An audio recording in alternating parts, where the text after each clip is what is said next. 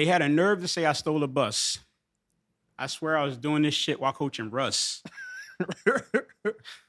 They was questioning my family, dog. Courthouse had my name in the log. They ain't care if my name K Sherm was all about the buses and shit we was on. They even had foul shit to say to my mom. They put in the paper I was calling myself John. Well, look, I'm supposed to be so calm. 7 months, man, I killed him with my charm. Came home like ain't nothing wrong. That's how it is when you're in this game so long. But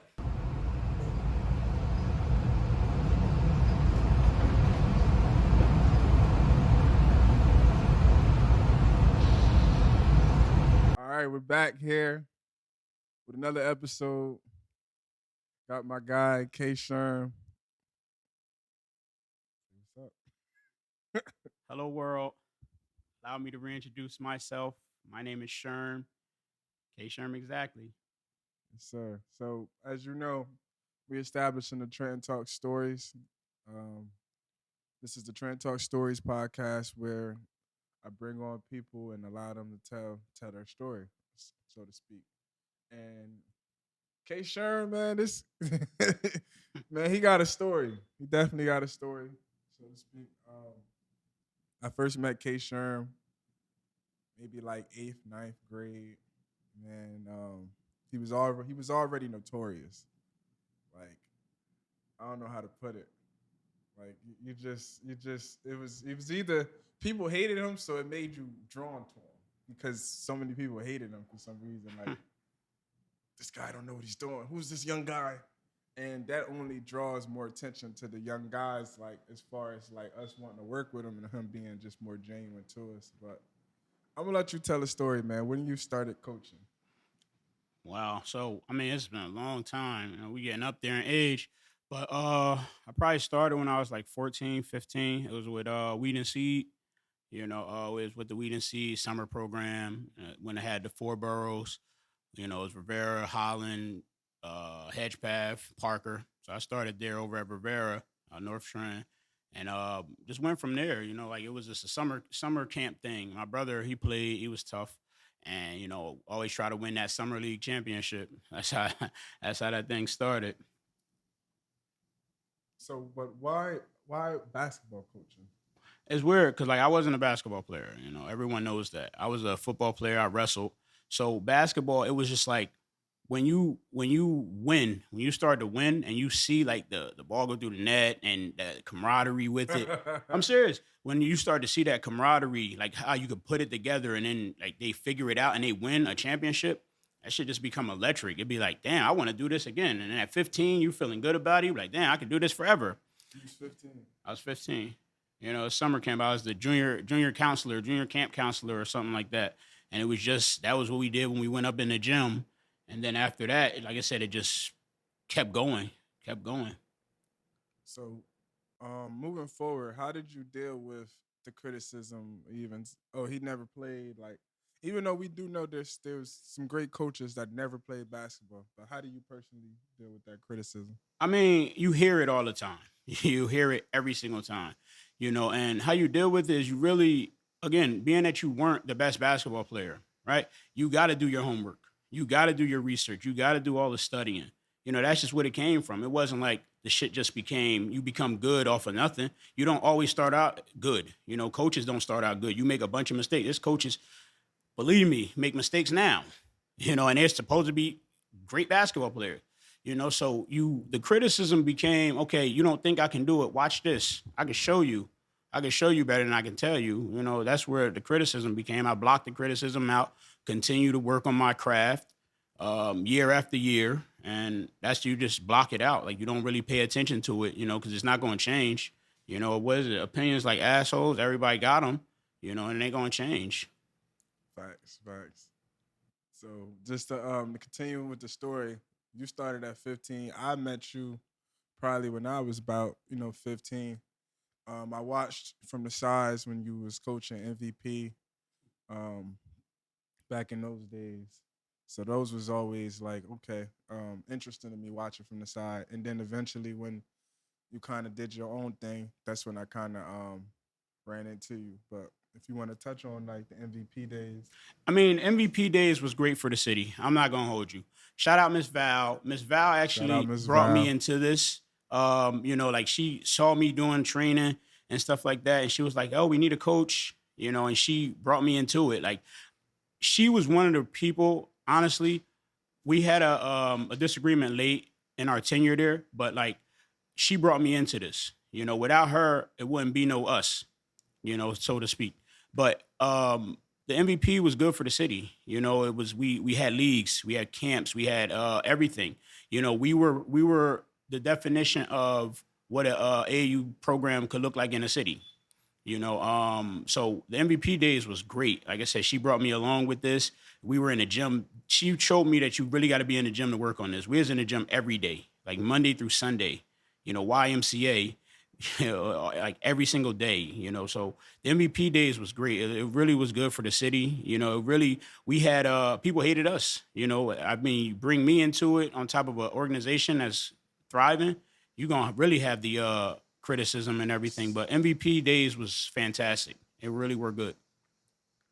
Yeah, I ran into a lot of y'all back then, just watching because I came after. I was a T Town baller. Well, T Town MVP spawned T Town.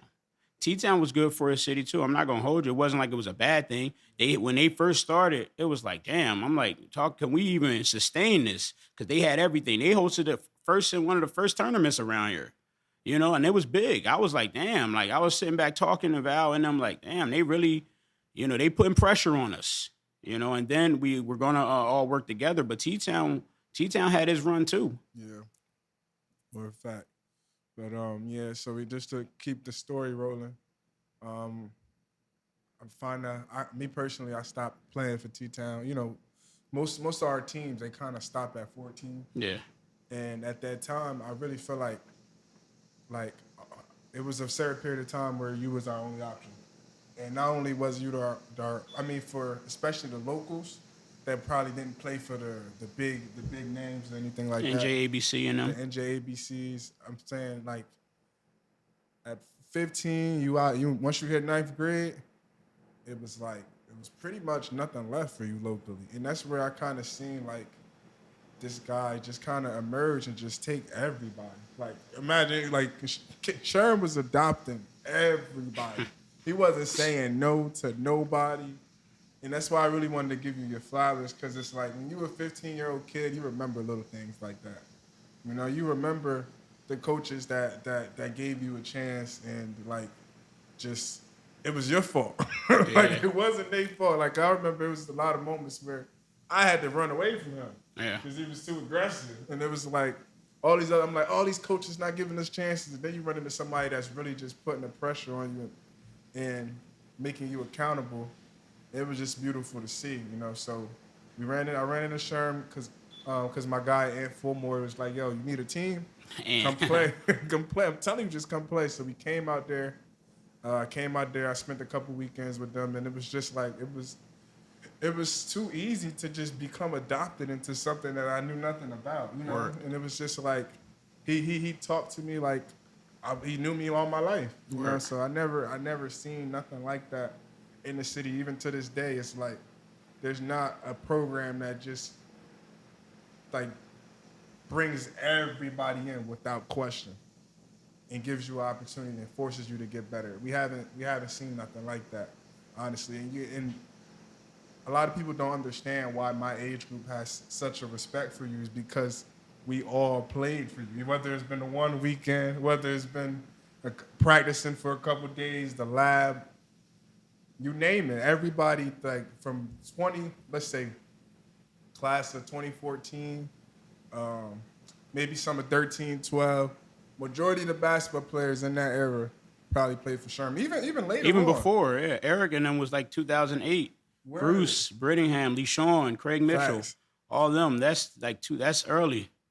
That's See, I didn't even know 2008, they all. 2010. I knew Bruce and them played for you. Yeah, LeSean, all of them. That's early, way early.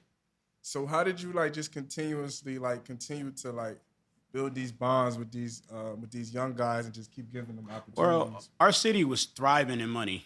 I'm not even gonna hold you. Back in them days when we had Weed and Seed and Scoop, we was thriving with money. So with the Westward, Rivera, all the gyms was open. Like the city was huge in basketball. YMCA League, Boys and Girls Club League, Greg Grant League, Martin House. You had leagues it was a game basically every day, right? So when you have that, it's going to be our team and it's going to be everyone else. And everyone else was either, like I said, either playing for us or playing against us. It was always that. So you knew every single time, damn, K got a team, we got to beat this team, and shit like that. So when you have that, the respect is going to be there because either you're going to beat us and shut us up or we're going to beat you and we're going to talk our shit. And it was that simple. We walked. Remember, we was walking to the Martin House. We was walking to PJ Hill, walking to Boys and Girls Club, walking to all these places. So that's when it started and it kept going. Because like I said, City had money, leagues was running left and right. So when that happens and you constantly doing it, and it's all basketball, who's going to turn that down? That's all we had. During this time when this shit started around like 05, 06, we had the gangs. We had the gangs and then we had basketball. So you either you was in the gangs or you played basketball. It was one or the other. It wasn't a bunch of other stuff then. We didn't have TikTok, social media. We didn't have none of that. Facebook and all that shit wasn't out yet. Instagram, none of that was out. So you either played ball or you was in the streets. And at the time, you 15, 16, who wants to really be in the streets if you're not really like that? Now, it's a little different. But then, damn, we going to be in the gym. We going to start a program. And like you say, even like Mr. Clark, shout out Mr. Clark. Him doing the Westward, the things he did there and was bringing that all together where we had the open gyms and the midnight ball and all that stuff, all that shit was there for us. So that's why everyone was like there. And then, like I said, at the time, I'm young myself. I want to be in the gym. I'm not, I wasn't a street person ever, but I want to make sure people get these opportunities. So that's where the bond came from because we had one common goal. It was all to get out of here, be successful in anything we do, not just basketball, but just be successful or make a living. So that's where the bond came from. Everyone who came through with us, it was just a bond thing because we all had a common goal. We weren't into the streets. We played basketball. We participated in basketball. That's what it was. Hopefully one day we can get back to those glory days. Definitely. I believe we can. It's going to be a collective effort. But one thing you said that stuck out to me was, you were willing to do whatever to create these opportunities for others. Yeah. Perfect. You were willing to do whatever. So I seen tournaments we had where we carpooled, just a lot of different things. Like in general, like we would go through a lot just to get to a lot of places. I remember it was sometimes the River Line, like it was a lot, man, and you was dedicated, like different. Like it was different. Like K Sherm, like we all was looking up to him and he had to get it done for us. It was like if we had to practice, if we had somewhere we had to be, man. He never kind of like I don't remember too many moments where you was just like, yeah, we can't get this done.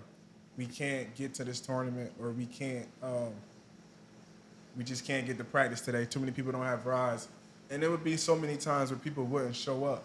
As far as like for their own situations, and you would just like, you would get on them like, bro, you could have walked, you could have hit me for a bus ticket, like we could have figured it out. So you would be so aggressive in showing up for us that we had no excuse, So even like, cause I gotta bring it up. So even when we heard about the stories, man, about what.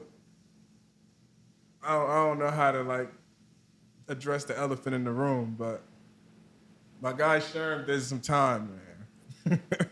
Word. He did some time, and it was like the reason he did the time. Like if you know, he did like this is somebody that did time for us. He did it for us. You get what I'm saying? Like I always tell people be like, "Oh man, Sherm was stealing buses." They'll say such and such about Sherm. And I would always say, I was on them buses. I always say that shit. I was like, what you gonna say to a kid that was on them buses getting to a tournament? You get what I'm saying? What you gonna say to a kid that found a way home because of what he was doing? And I'm not to say what he did was right. Of course, he already did his time, but we gotta look at we just gotta. I'm just giving him his flowers at the end of the day, because even when we heard about that, we was surprised and we was kind of like, it kind of took us all for a shock, all of us, you know. But it was like, damn, he was really doing this for us. Word. You know what I'm saying? So what was like? Take me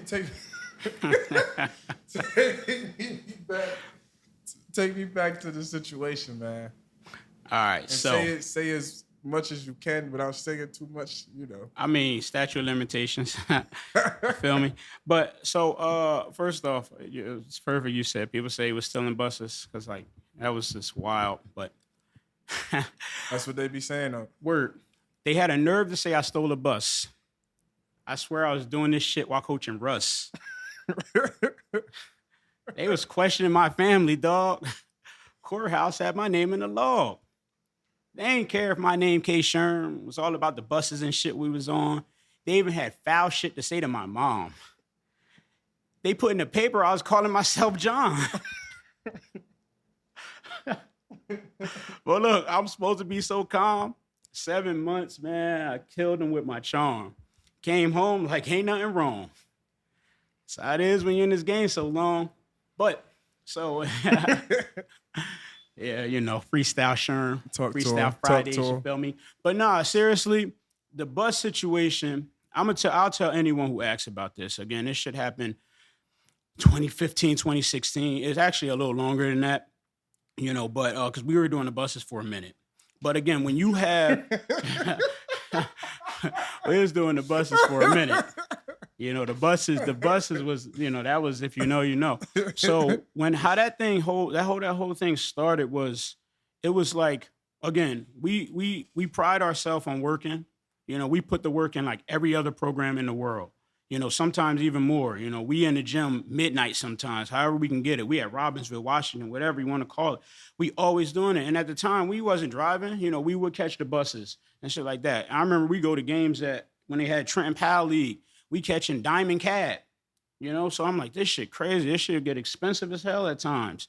You know, so I'm like, now we got to go to Pittsburgh for tournaments. We got to go here. We got to go here. I'm like, damn, how the fuck can I make this shit happen? So I'm sitting around thinking, I'm like, all these other programs, you see them flying out to Vegas, you see them flying to Cali, flying Philly, all this shit. They, you know, all this. I'm like, why? We work just as hard as these teams. Why we don't have this? You know, so, you know, when you ain't dumb and you know how to figure things out, I pulled that computer out. You know? Shit, if we ever in trouble, that computer will come out. You feel me? I'm not even gonna hold you. Like to this day, you know, we may all work, but if we in a jam, we gonna go back to what we know. You know, hopefully we never in a jam. But we pull the computer out, you know, and little things. When you work in a system, when you work in schools or businesses and you understand how those things go, what they look for, you know, you go for it, you know. So I had the means to pull the computer out, figure out a way to get us to tournaments, figure out a way to get us. Because like I said, if everyone talk about the buses, I'm not going to hold you. It was way more than just buses. You can ask how many teams you want. You can ask how many teams in the world, how many uniforms we supplied. You know, local teams from different parts of Jersey, how many bus trips that these churches went to Philadelphia games or Atlantic City with. You know, they don't want to talk about those. You know, they what they caught me for ain't what all happened, because we were paying these places. You know, it was just one particular moment, you know, we didn't pay. You know, it was that particular moment. And then the limousines, I was bugging. I'm not even gonna hold you. I wasn't gonna ask about that. I was bugging, you know, and I'm not gonna hold you.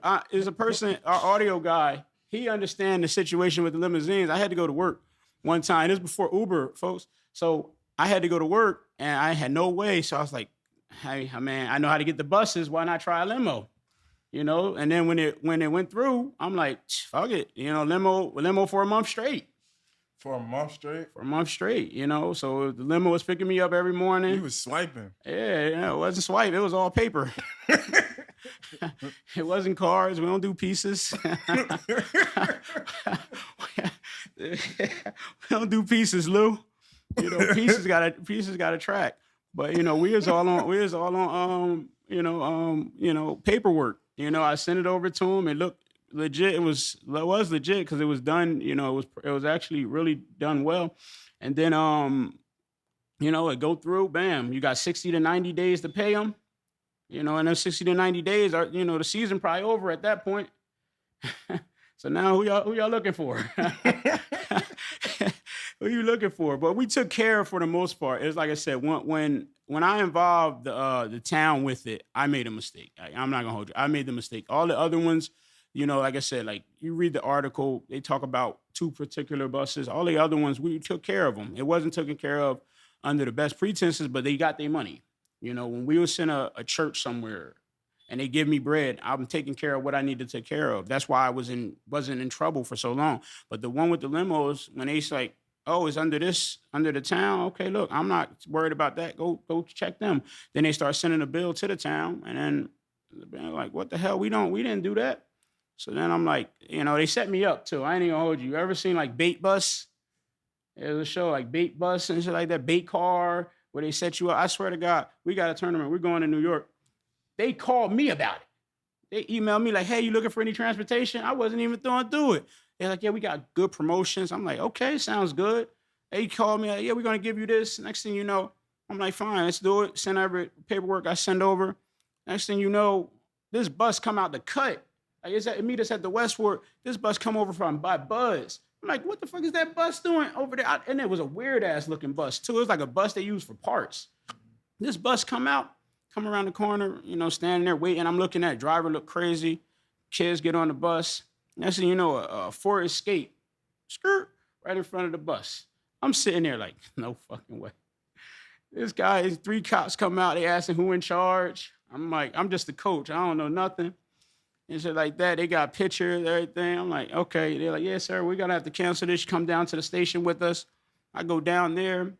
They asking me all these questions, like, how do you meet this person? And I'm, I ain't dumb. I ain't trying to get locked up. Fuck. So I'm going to tell them, like, I don't know who he is. I don't know who he is. Everything like that. And the funny thing, I'm not going to hold you. You remember at the time, I was humongous. I was big as hell. I was probably like 300 pounds. Yeah, you was. Big. Shout out to the people who do lose the weight. It's a good thing. So I'm sitting there and I'm starving, Lou. I ain't even gonna hold you. I'm hungry as hell. Listen, they bring out this thing, like, they bring out this little menu, like, you want anything to eat? I got a sandwich in my bag because we about to take a trip. They bring out this fucking Italian people bakery, like, turkey hoagie and shit like that. I'm like, shit is good. So I'm eating it, and now they talking to me. That shit, how they be telling you, like, you get in the box and they bring out food, that shit is real. Yeah, trying to get you to tell. Yeah, I start telling on myself, Lou. I ain't even gonna hold you. I'm the dumbest. Sitting there eating? I'm sitting there eating the hoagie, eating the chips, putting the chips in the hoagie, eating it and shit. Next thing you know, they're like, yeah, so we're trying to catch this guy. We know you're a good guy. You don't have any paperwork, anything you sent to him? And I'm like, I'm going through my phone scrolling. I'm like, find something. I send it to him. Like, yeah, this will get him off my back. Get me up out of here. Sure enough, that was me sending something to myself, and it had the ID on it. They went and investigated the ID. Couldn't find who the person was, so now they got me linked to who I say I'm sending money to, which is myself. Locked my stupid ass up. 7 months. So, like I said, I never tell anyone to do anything illegal, but when you're in that box, lawyer, do not say anything. But that's what it is. So that's how I got caught with it. And like I said, I'll tell anybody to this day, would I go back and do that? If we were in a situation and I absolutely needed to, and it was done for the kids. Now, all bullshit aside, I'm in the place, I'm in the building, and COs are saying, you know what? I know them kids fucking love you. You willing to really do that because no one else was? It's like we from the town. We got buses and all them shit sitting in the back of City Hall. It's never a point where I should have even had to do that. We should be able to go down to City Hall and be like, look, we got a tournament. This ain't no individual shit. We doing this shit for town kids. We should be able to rent these buses from them, have drivers from them. But we don't, for whatever reason. But so if anyone ever asks, would I ever have done that again? I probably would never do anything to get myself locked up, obviously. And I would never do anything to jeopardize the kids to do anything. But that's what was needed at the time. We had college visits. We were taking stretches to college visits and shit like that because how else were we going to get there? Parents wasn't driving. We weren't driving yet. Cars wasn't plentiful the way they are now. Uber and shit wasn't around. So this was the only means at that current time. So, like I said, I don't regret it. Obviously, I regret the 7 months because you lose a lot during that time. You lose credibility, you lose kind of respect, But in there, I learned so much in there. I ain't even gonna hold you. You learn so much more in jail than you do out on the street, actually, because you're around geniuses. No bullshit. But like I said, I do regret that I had to be away for 7 months because a lot of things changed during that time. It wasn't just me. When people look at it, it wasn't just me in trouble. A lot of people who relied on me, who I helped through any circumstance, any situation, didn't have that anymore. And that was the part that I wish I could have took back, because again, like, I seen people change in 7 months. I was shocked some of the things when I came home to see. I'm like, this person is doing this now, and this person is doing that, this person didn't do this. I had people lined up to go to school that I was getting driving up to New York. You remember, you was there driving people up to New York, catching the train up there. They didn't even go to school because I handled everything. Their parents, after that, they weren't even on it. So that's the part that I regret more so than anything, because their lives might have been different. You never know. You always say it, but lives definitely could have been different had that situation not happened. Mm-hmm. That's a fact. That's definitely a fact. Cause we don't really got a name drop, but it was a lot of greats that were. I mean, they were great at the time, but they could have been even greater had you not got locked up, and we all knew everybody was under your wing for real. You was the only person that a lot of people would have listened to in a lot of situations. So it's like, and this the streets is always gonna be there at the end of the day. Like, even if once that presence not there, all we got to do is go outside and you see other things going on. And then we also was growing up at the time. You know what I mean? Pressure for money, girls, and all that. So it was just like, once you was gone, it was like you kind of seeing who had their own kind of discipline, or who just was just going to kind of just float. But definitely, I could definitely see that had you been home, it was going to be a lot of people that was had some scholarships at school. Like, it would have been totally different. But that's the part that they don't see. That's the part that they don't know about. You get what I'm saying? We might be joking here about it, but this is real life. This is real history. What happened? It's history. That's the right You word get what for I'm it. saying? It's history. Things could have been different. Things should have been different. It's like I said, like, even with the collective of basketball, like, it changed. It wasn't the same. Like, when I came home and I saw, like, the basketball was totally different. It's weird because we survived all the shit. We survived the gangs. We survived '05 to '08 when the Hmm. when the Bloods and shit was heavy, Right. and you couldn't even go to, like, you couldn't be outside Friday nights. You was gonna get disciplined if you outside. They was gonna blow up the police station, type shit. So we survived that. We survived the ACO boys era. Yeah, we survived that. We went through that. We went through that. We went through that whole era. So you survived a bunch of different shit. You survived the kicks on the bean era. If people know who that is, we survived all of that. Yeah. We survived all that. We got through all of that. We got through a bunch of different shit. We got Facts. through different eras of this shit. So for it to just, when you to see it all change, you like, damn, some people really didn't pick the ball up and just run with it. And I'm not talking about players. I'm talking about just adults in general. Yeah. A lot of they didn't pick up the ball and run with it, really. So found you back on the scene with YBS. Shout out to my boy Vade. He seen a need in the community and he jumped right in. Couple months later, I seen you helping them out. Him and Al. They were doing something good, and it's like people would attack a team like YBS because it's like, what are y'all doing? Y'all don't know what y'all doing, whatever the case may be. But I'll see a bunch of kids on that team that kind of remind me of myself, where we don't really have the experience. Your parents didn't really know about basketball, and you finally found a team. So you often see people complaining about kids that they're not even serving. You get what I'm saying? So seeing you come around, it kind of just made us excited. It's like, all right, now they got some experience, they got some help. So talk a bit about that era. All right, so yeah, when again when they decided to do it, again they hit me about practice time. We was doing rehab. I saw them every day, same kids showing up. You know, all the way out to Petty. We was out to Petty, coming out there, Mercer County. You know, and like when you see that, you be like, okay, you know, they really interested. You know, and then Al and them said they needed a coach. I think Miles at the time was going to coach their one of their groups, and Miles had a baby at the time and he couldn't do it anymore. So when you got 15, I think it was 15s or 16s at the time, when you have that age group, freshmen, sophomores, some juniors, if they're young, you have to, you know, that's prime age. That's prime age to either go here or go there. You know, so if they didn't have it, most likely they probably would have went here. You know, so I said, okay, I'll help. I'll work out with them and stuff like that. So we decided to do it. And then, like I said, one of the so a coach had told me that you was coaching the worst of the worst. You know, and like I said, that became the challenge for me. Like, damn, okay, they're the worst of the worst. So as a coach, we're supposed to make that worst of the worst get better. You know, we all can bring in the best player, train them, work them, you know, and stuff like that. It's easy, you know, but the worst of the worst, per se, that's more of a challenge. You know, that's really more of a challenge. So the challenge became that. Let me see if I can still do this. If I, you know, I haven't done it in 3 or 4 years. Can I still do it? Can I still have the same impact? You know, and that's really what it became. It became like that became the challenge. You know, if these kids are gonna still show up, like you said, are they gonna take the being yelled at, being pushed, being I couldn't make practice because of this. Now you could have made practice. So it was all that stuff to see if they can do all that stuff again. And they did. You know, that's why I decided to do it. And like I said, we got our ass kicked just about every tournament we went to. But it was like, okay, these guys are going to get their more experience for varsity. You know, they really didn't play varsity yet, but now they love basketball. They come into the training, they're coming to the weight room. We were doing the Eric Flowers, always burning.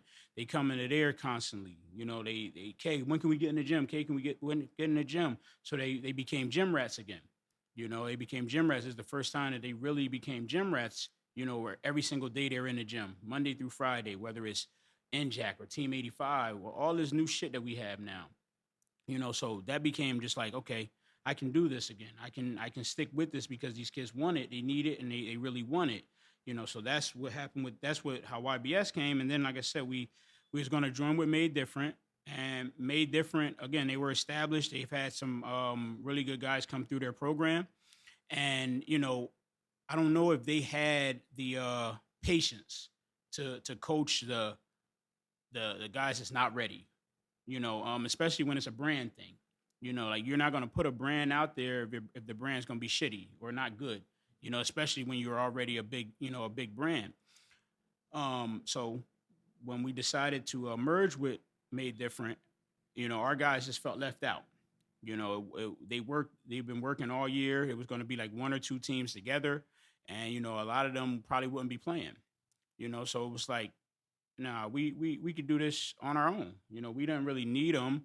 You know, and it wasn't that need. It was more so our guys wanted to do their thing together. They didn't want to just jump on someone's bandwagon or back. They wanted to really work they shit out together.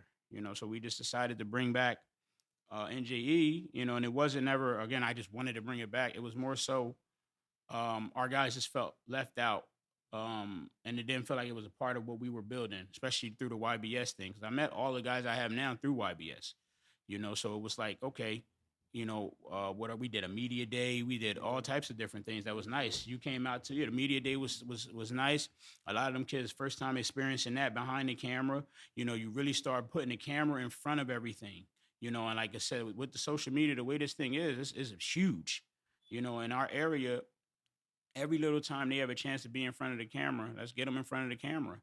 You know, like I said, they only going to do positive things for the most part.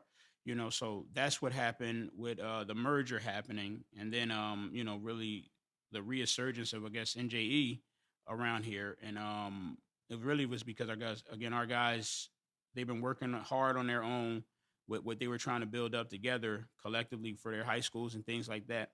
And we just thought at the time the Made Different YBS merger wasn't suited for us. Well said. Um, so how was the NJE first year back? I mean, this year back Hmm. was crazy. You know, I'm not gonna act like it wasn't fun. It was really fun to do it again, because we had a lot of people. We got people in California, Portland, or Washington, Troy. He was overseas. So we had a bunch of different. Eric, who just got married. Terry, who just got married too. We had a bunch of guys who missed it. Because like when you have a team, like whether it's your high school team, people from you and people from Trent High, they always want to cheer for their team. So when we decided to bring it back, we played 55 games. We went 41-15. We didn't win every championship, we didn't win every tournament, but every time you went out there, it was like, damn, you're gonna get the best effort you could possibly get. Especially again with the brand thing, you're gonna go a little harder when it's yours. So we went to Indianapolis, we went to Pittsburgh, we went to Atlanta, we went to a lot of places, and the love and the animosity and the hate, it was all like prevalent again. I realized like why at some point I did stop, because damn, you hate me, you can hate me, I feel it, I've been through it, 20 plus, I don't care about that. But the kids started to feel it. We were in Moody Park, and Moody Park became a Moody Park's always great, but the that anticipation that we brought back, we were supposed to play made different in Moody Park. We didn't get to, because well, we got our ass beat by Ewan, and they got their ass beat by Ben Salem. So the basketball guys, as you always say, didn't want to see it happen. But that anticipation, that feel was back at Moody, back to the old days when it was like, damn, standing room only. Like, damn, this team is this. I believe it brought the best out of Ewan. Because right after that, they went into the Made Hoops tournament and was out there showing their ass. So it brought the best out when you can actually shut somebody up that's talking and all that. That's what we did. Every time at Moody, it was always the show. Moody was always about the show and things like that. And I thought that brought it back, the excitement, the anticipation this year. Like everyone talks, DM us. You told me to get on social media. That was on you. And that became big. I told you get on. I You didn't tell did. you to do all that. I mean, all the other stuff was just part of the show. No, it was entertaining. It was entertaining. It was a show. Definitely. So I thought it brought the first year back. I thought it brought back a lot of positive things. There was no negative things. It was always okay. Like a lot of people want to play now. More so like we may have to do different teams. And we never really did that. We always just been one team. But now we might have to just collab to make multiple teams. But the first year back was great. It was good. It was really a good year back. We had it's a brotherhood. Anytime you play basketball, it's a brotherhood. You're never gonna forget the moments that you go through. Whether the trips, the buses, the hotels, the everything. Back to high school days. Anyone who played high school basketball with their guys for 3-4 years, they remember that shit like it was yesterday. They see each other like, damn, I remember this, I remember that. So it's just a brotherhood. That's what basketball should be. It's never about just the wins, losses, and stuff like that. It's all about the memories. It's really the memories. Facts. Yeah, it was definitely dope to see y'all back. A lot of people, even a lot of people was coming at me like, "Oh, you look like you gravitating towards NJE," but like they just don't really understand their history. Even though I do try to stay neutral, but they kind of caught me a little bit. Like I was kind of caught, kind of wanting to see certain matchups or wanting to see certain people. You know what I mean? Do a little bit better. But yeah, it was definitely dope to see y'all back. Now it's September, damn near September. Let's talk a little bit about the city. We got to talk about the state of basketball right now, and what do you see as far as like we know, Trent High just came off a crazy year. All our seniors is gone, boom.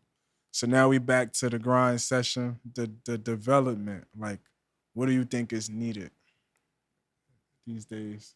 Not even just Trent High, but just in this era in general, this social media based era. Because I see a lot of like, me personally, I see a lot of kids more focused on their social media image than their work ethic, and I definitely want to just get them some advice on development in general.